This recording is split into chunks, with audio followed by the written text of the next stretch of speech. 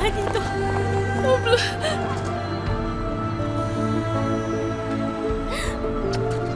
Abla, ang sakit.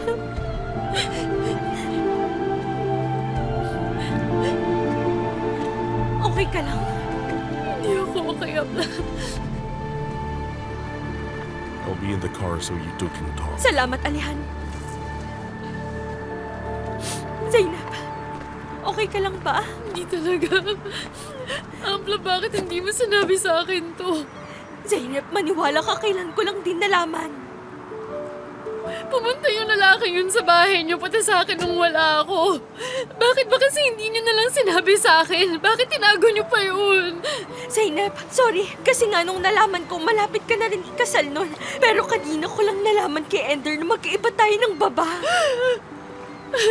Abla, paano na ngayon? Magkapatid lang pala tayo sa ina. Pinatay ng baba mo yung baba ko kaya hindi ko man lang siya nakilala. Ang gulo na ng buhay ko. Oo, Zainab, kahit ako, nakakagulat nga. Pero kasi, wala na tayong magagawa doon. Hindi naman natin kasalanan, di ba? Oo. Basta mahal na mahal kita. Mahal na mahal kita, Zeno. Hindi kita iiwan. Abla talaga kita. Magkapatid talaga tayo.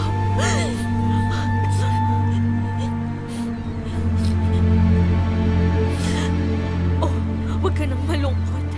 Basta walang magbabago sa ating dalawa. Simula noon, tayo lang magkakampi, Zeno. Pag malungkot ako, ikaw ang nagpapasaya sa akin. Basta kung kailangan mo ako, nandito lang ako palagi bilang abla mo. Iisang mama natin. Kahit anong mangyari, huwag mong kakalimutang nasa tabi mo lang ako. Ako rin. Pangako ko sa'yo yan. Hindi magbabago yan. Okay ka lang. Alam ko nasaktan ka rin. Oo, pero huwag mo akong isipin. Huwag ka na umiyak.